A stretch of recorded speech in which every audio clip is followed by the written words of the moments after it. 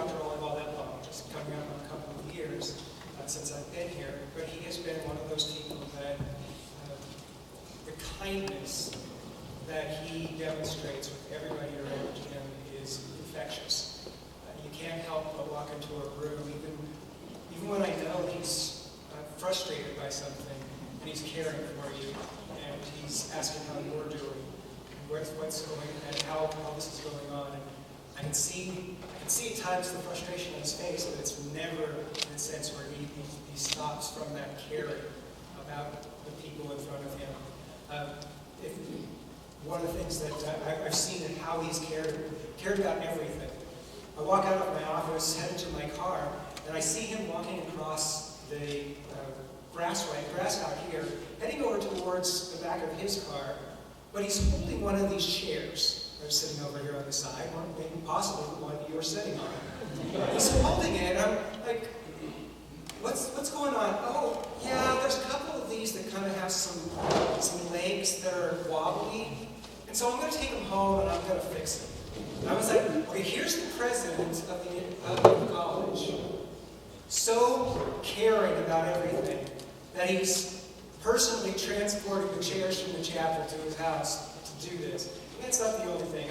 I've seen him on move-in days, being in rooms where he's spackling the walls and fixing a toilet.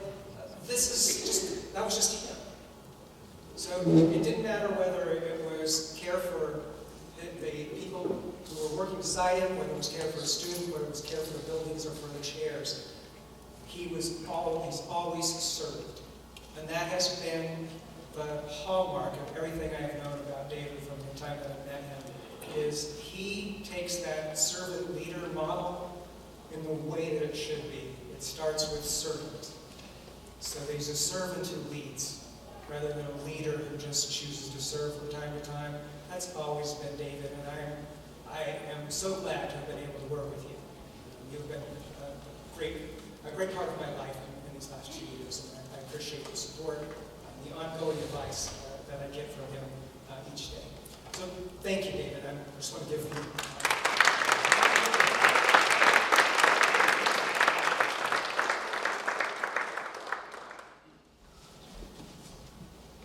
Thank you, Michael. And my name's Alan Jesse.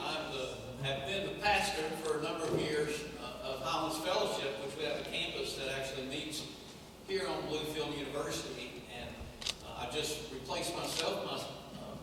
My pastor, successor, is here with me today, Tim Brown. He was a student here, played baseball here, and so we're very excited. I was asked to share just a brief comments about Dr. Olive. I'll call him David as well, because he's more of a friend than anything else. And I want to share 3 or 4 things about he and Catherine. First of all, I would say that the thing that I was always drawn to David with was he has humor.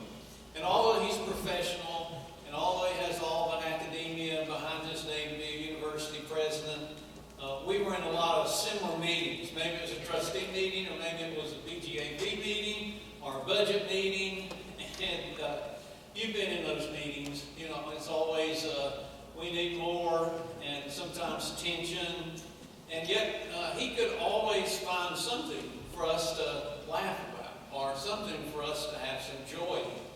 And I think that's a mark of a great leader, that as you lead an organization with all the challenges that are before us, you've got to enjoy it. You've got to have some joy along the way. And that's one of the things that I really appreciate about David's leadership and his friendship. No matter where we were, maybe it was after the meeting we'd go out to, our big spiel was Dairy Queen, we'd get ice cream, but we could have fun in some of the smaller things.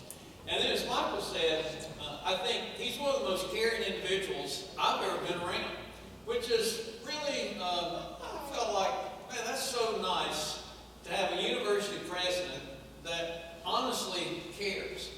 A few years ago, he called me and he said, hey, I'm coming to Abbey, I'm preaching over to Abbey Baptist Church. And he said, after you get done, my church main campus is in Abbey. And he said, let's go out and have lunch. And I said, well, actually, I'm not preaching today. It was unusual for me to hear a university president's sermon, so I said, I'm just going to come over and hear you preach. So I go over, and he did a fantastic job. shared the scripture, he exegeted it well, and everybody was excited about the message. He gave, of course, a great rendition to send your kids and grandkids to Bluefield University as students, and it was just a wonderful day. And I thought so many times after that, I thought it interesting that not only was he our university president, but he had the heart of a shepherd, honestly. Like I do, you know, he cares for people. He cared for the faculty, the administration. There's not a student, an alumni student across Virginia, and I've talked to hundreds of them as I've been in churches all across our state, that have not said that when they came to Bluefield, their faith was challenged. They left stronger as a person of faith. Their learning was challenged. They had a great experience here in their education. And they knew their president and faculty and administration cared for them. And I think that's a testament to what Bluefield University means to not only Virginia, but to our country. And then I also, just to build on that, just personally, we were at a BGAV meeting. We always go out to dinner after it's over. And so David is one of those people. He said, well, how are you doing? And so we had adopted some children, and our youngest one, who's now 14, this was several years ago. And he was giving us a fit. He came from a really rough background. And, you know, we were old. Everybody thinks he's my grandson, you know, because I'm old. And we felt like we needed to go ahead and adopt him. And so we did. And then we felt like that we'd make really the right decision. I'm not really sure. But he came from a situation, a family situation, where he was just told from day one, when he could remember anything, he was worthless from his parents, from his grandparents. It was just really, really sad. And so, you know, we're brokenhearted. We're trying the best we can to raise Chris, and it's not going well. And David was that shoulder. You know, I, as a pastor, I hear those kinds of things, but he was my pastor that night. And I will tell you what he did. And he probably doesn't want this shared about him, but just to understand his character. That Christmas, he came to my house, and he brought a handwritten letter with a couple silver dollars that were still encased in the plastic. And he had written a handwritten letter to Chris, our son. And he said, Chris, I want you to look at these 2 silver dollars I've given you, because every year these silver dollars are going to increase in value. That's just like you. Every year, Chris, God's placed you in a home with a loving family. He's going to teach you about Him, and every year you're going to increase in value. Now, he's done that consecutively every year. And we get Chris a bunch of gifts. I mean, you know, he's a kid. He still gets excited at Christmas. All my other kids, they just want money. That's all they want. But Chris still wants gifts. And the most meaningful gift that's been a life-changing, game-changer for him is the gift from a university president that saw value in him. And our family will be forever grateful for that. On a closing note, I would say Brenda and I, we've been in ministry for 40 years. We're a little jealous of the Olives. Because if you look at us, after 40 years, we look like we've been through World War III. And yet, David and Catherine somehow are able to maintain their youthful status and their energy. I mean, they look the same as I met them, 20 years ago. You know, I'm like, I've often asked, I've been with him so many times, he eats the same stuff I eat. You know, so you got to be getting up early and going to the gym. No, not really. And, he does the same kind of things. And I don't know how they do it, but it's God's favor, I guess, on their life. But from our heart to yours, we only wish you the best. And you're one of those couples that we are just so grateful that God allowed our paths to cross. So thank you from the bottom of our heart, and may the Lord bless you in the days ahead.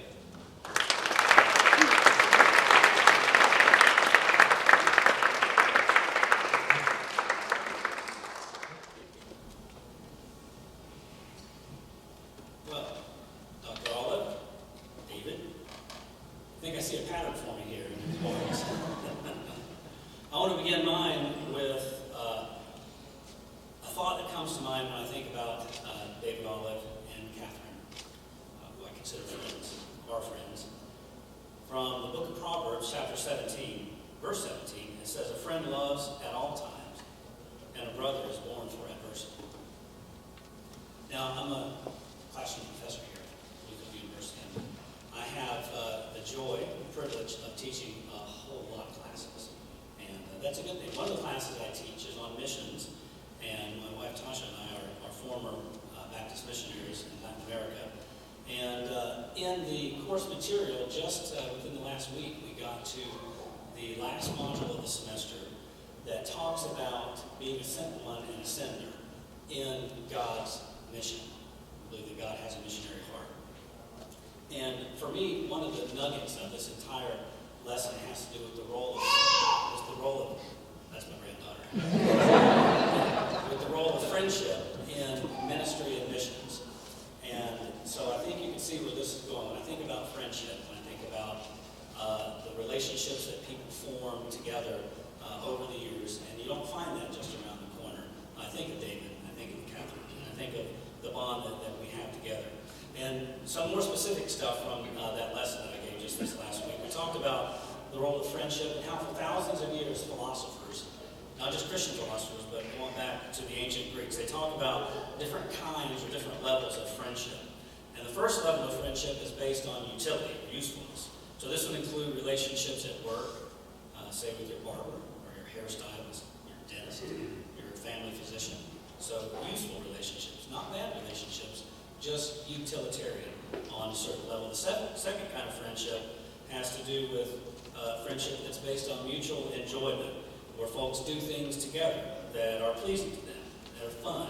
Friendships based on hobbies, like people who belong to a certain kind of club, like a book club or a hiking group or an art club or bicycling or any kind of number of clubs that we even have here on campus, things that bring people together by a shared interest. But the third kind of friendship is the best kind. It's the richest kind of friendship. And it's what some call the complete friendship, or friendships based on the good of one another, friendships based on the character of the people involved. These friendships last because they go beyond just utility, but they go beyond just personal enjoyment or personal interest. And they go right to the heart of what friendship is, the enjoyment of life together. A friend is a person that accepts you for who you are and walks through the ups and downs of life together. I've gotten to know David and Catherine over the years here at BU, and I can say for sure that they're the kind of people, in my estimation, as I stand before you this afternoon, who are complete friends. I like to say it a different way. I call them 4 in the morning friends. You know what a 4 in the morning friend is? If you're having trouble, if the furnace breaks, if there's a flood in the basement and you really need help, you pick up the phone, you call your 4 in the morning friends. David and Catherine are my 4 in the morning friends. I've gotten to know them over the years here, and I would say that Tasha and I would say we greatly appreciate their friendship to us personally. As again, another personal testimony is that we came off the mission field after 8.5 years living in Uruguay in South America, and David and Catherine were here to welcome us and walk with us because I think some of y'all in the room would probably know that when you are called to mission and you are out on the mission field, it's not always peaches and cream, and sometimes you come home a little bit damaged and a little bit worn out, and they were there to pick us up and help us and take an interest in our entire family, in our kids, 2 of the 3 of which are here in the room today, taking time to get to know them as well. And so over these years, we've shared a good many times together, and we always felt free to be ourselves. So I have a litany, a list of things, pick up on the servant leadership aspect. Let's hope I don't duplicate anything that's already been said. But we've noticed, and again, I don't think either David or Catherine would want us bragging on them in this way, but we're going to do it anyway. So they host students, faculty, and staff in their home. So they've always been humble and servant leader-minded in that respect. They've even housed students in their house. That's kind of a big thing, because you're taking a risk when you invite somebody to cross the threshold. You're never going to be able to get them out at the end. They've hosted students, international students, for sometimes kind of long term. David has always been helpful to move students in and out, and when faculty and staff have come and sometimes gone over the years, they're right there to help unpack and pack and just to roll up their sleeves. They attend events celebrating others, not just themselves. They pick up students. Here's one very important thing, a little known fact, that Dr. Olive has been known to pick up students in January in Bluefield at the Greyhound station at 0600. So that's saying something. That's kind of like that 4 in the morning friendship. But that was for a total stranger. So I appreciate their humility and their servant leadership. And of course, if you spend time around campus, you noted Dr. All about picking up trash around campus and just making this place look presentable and look like we are the Lord's people. And God calls us to be excellent. And in his professional life, Dr. Olive, of course, is excellent. And at the same time, he's a servant leader and a friend to all of us. So in sum, true friendship comes from the high character of the person involved and is a precious commodity. A friend isn't something you can just find around the corner or at the drop of a hat or the click of a button. David and Catherine, we love you both very much and hope and pray for God's continued guidance on you in this next chapter of life. We miss you already, but know we're going to stay in touch. And so I'll end where I began. A friend loves at all times, and a brother is born for adversity. God bless you.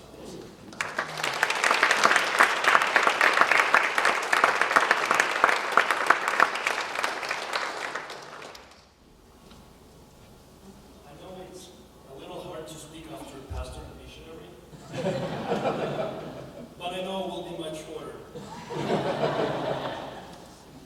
I think that all of the stories that we have come here to share are all about how much care Dr. Olive has provided to this campus. And my story is very identical to that, so some of it will be duplicated, but I will share it from the perspective of a student, from my angle, and how that has been transformational for me. So in 2017, I was a freshman, and I was in quad right outside of the Lansdale Hall. And I saw Dr. Olive walking out of the Lansdale Hall, and that was my first semester, one of my very first encounters with Dr. Olive. And I was on the side when I saw Dr. Olive stopping to pick up the trash, and he tossed it. And that immediately caught my mind that aren't there people actually who have to stay on campus to maintain buildings and maintain the campus? Why would he do that? And my immediate thought was, because he must really love this place, he must really take care of this place. And for him to take care of this place meant to take care of his students, meaning to serve them. And I have seen it happen semester over semester, and not just with me, but with so many other students. I have seen Dr. Olive's door being open in his office for the students. I have seen his door being open for the students again, even in his own house. So he was always available. And for me, when that transformation has happened, I know that he was always available, he was always humble, and always servant. So Dr. Olive, thank you very much, because I know that has been transformational for me. That has set a great example for me, because I have seen from you, from this campus, what it means to be with people and to go very far. Thank you.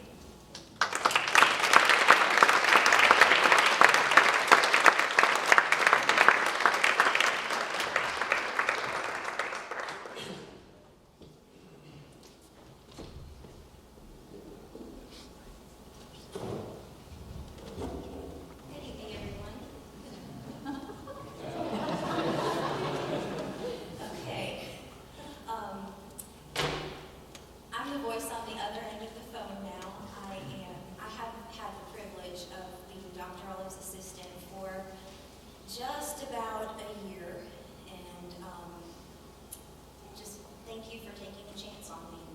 It's been a wonderful experience. So I'm going to share a little story about something that happened during my time as executive assistant. So during the spring of 2023, an incident occurred on campus that remains a mystery to this day. Or if the mystery was solved, nobody has told me about it. The president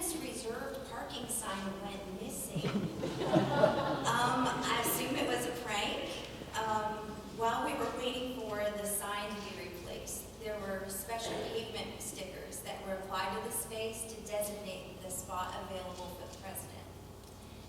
In the months that followed, the vehicle's tires wore away the letters R, E, and D. Passing by the space one day, I noticed the area wasn't looking its best anymore. I wondered if we needed to order some new stickers. And then I really saw the message it revealed. The president's parking space now said serve. The call to Christian leadership is essentially a call to serve. Jesus said, "You know that the rulers of this world lord it over their people, and officials flaunt their authority over those under them. But among you, it will be different. Whoever wants to be a leader among you must be your servant, and whoever wants to be first among you must be the slave of everyone else. For even the Son of Man came not to be served, but to serve others and to give his life as a ransom for many." That's from Mark chapter 10. Dr. David Olive embodies these servant leadership qualities. We're kind of seeing a theme here. It wasn't unusual for him to see him pulling up weeds or picking up trash or straightening the chairs in the chapel. There were the endless meetings and the long hours, the time away from home that he sacrificed for Bluefield University. He showed up for every sporting event that he was able to attend. He volunteered for the jobs that people were reluctant to take on, like picking up students at the airport, transporting students with COVID when no one else would. He even repaired a student's bathroom when no one else had the time to get it done. So just like the pavement stickers, the burdens of leadership, responsibility, and just kind of the daily grind, it sort of takes the shiny veneer off of the image that we carefully cultivate. So when the rubber meets the road, and this time literally in this case, we see what's really underneath. In the case of Dr. Olive, it's a servant's heart and a life dedicated to advancing the kingdom of God. So thank you for devoting the 17 years of your life to Bluefield University. We are so grateful for your service. I'd like to present you with something new for your new office.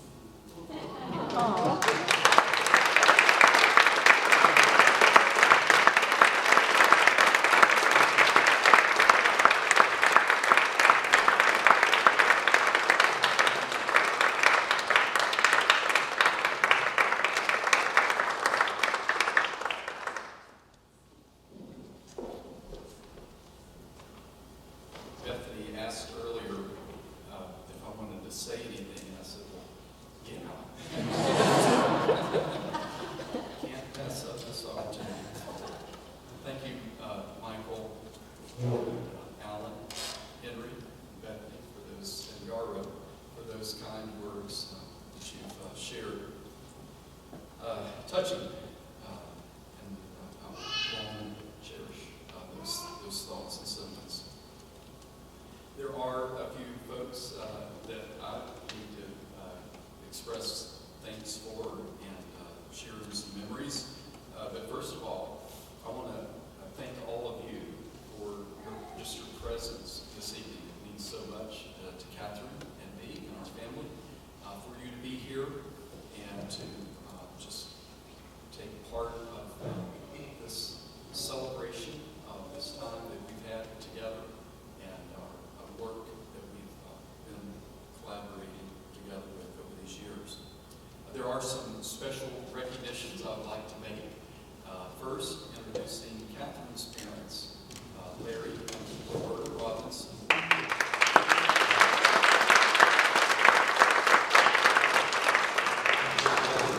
Mark and his wife Danielle.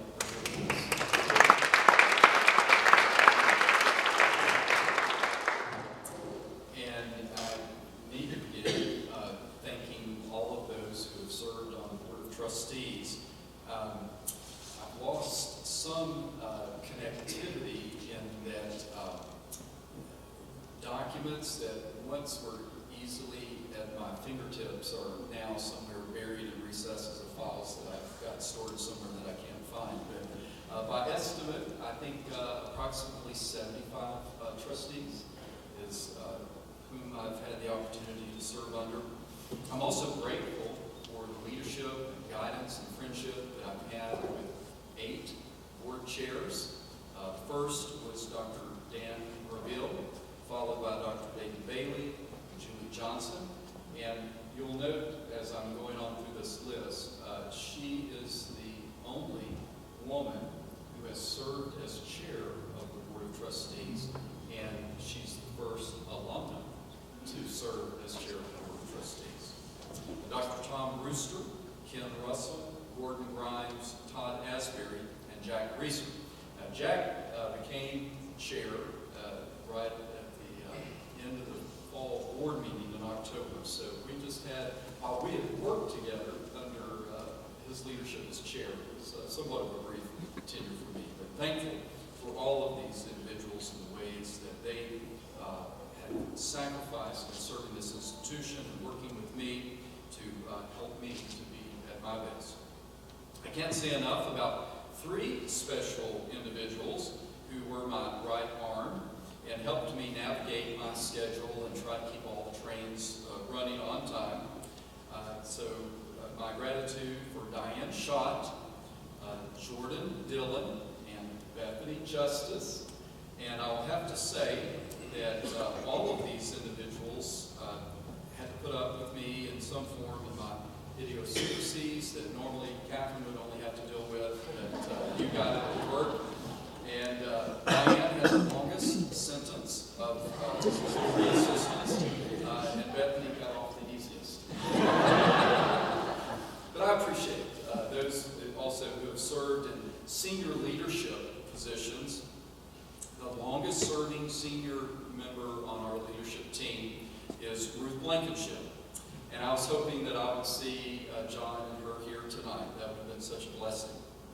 But Ruth was here when I arrived in the summer of 2007, so she's a long-timer here at Bluefield University. But she joined the leadership team in 2009 as the Vice President for Advancement and served a brief stint as Vice President for Advancement and Vice President for Finance. So just think about those 2 roles being done together. She is probably the only person I know who could do both of those roles simultaneously. But she served in that role for a brief stint in that combined role of advancement and finance until Josh Klein's arrival in 2019, where she then served exclusively as Vice President for Finance until her extended leave taken this past Thanksgiving. The next longest serving senior members were David Taylor and Marshall Flowers. David was serving as campus minister when I arrived, and he stepped into an interim Dean of Students role, ultimately became Dean of Students, and then for a brief stint was Vice President for Student Development. So now, see, I was talking off my head, and I've got to find my notes here. Marshall began his service in 2015 as Vice President for Academic Affairs and concluded his tenure after 7 years of serving in that capacity. His title as he left was Provost and Chief Academic Officer.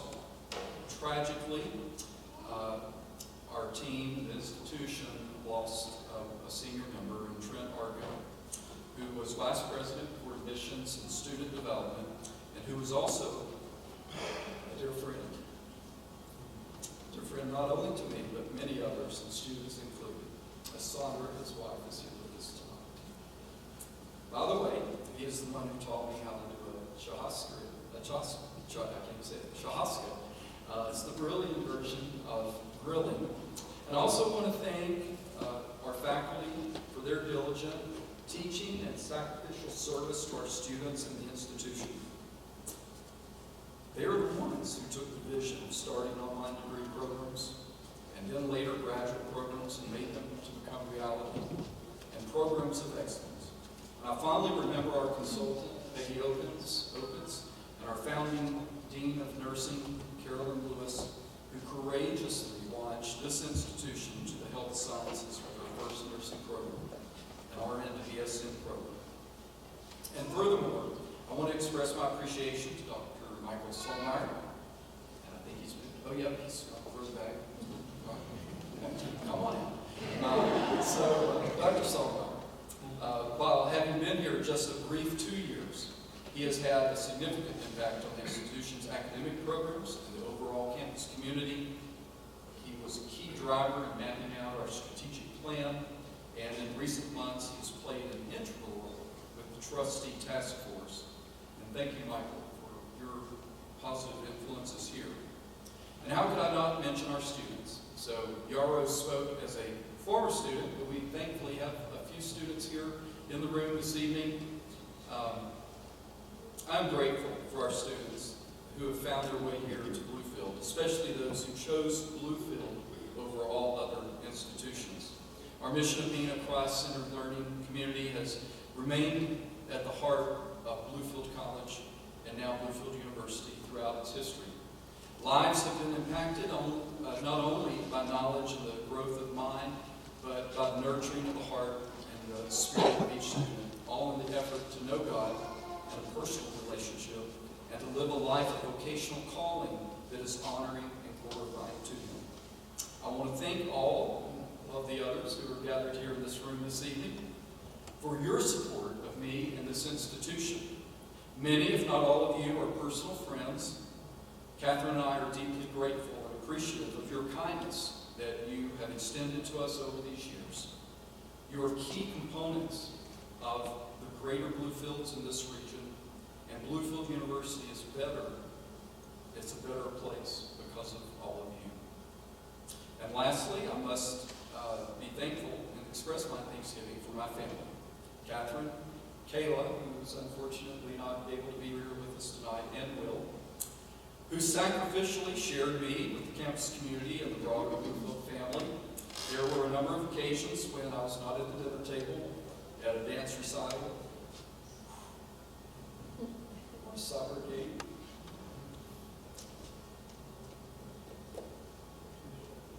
or other school or church activities. But their sacrifice enabled me to be at my best in serving the Bluefield community.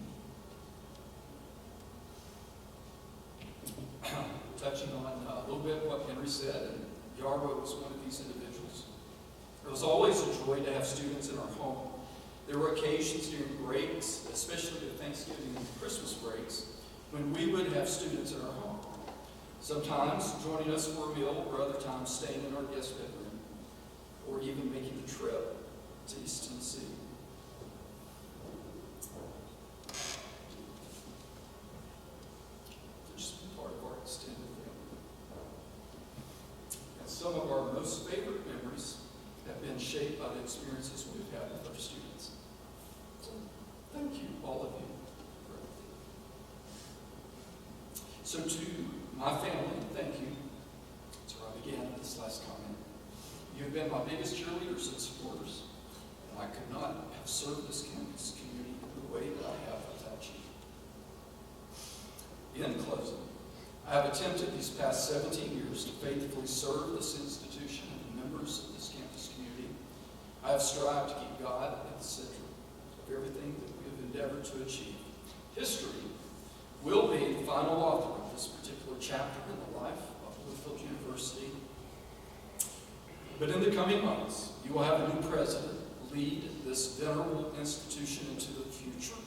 And I'll pledge my prayers and support for this new leader, and I trust you will as well.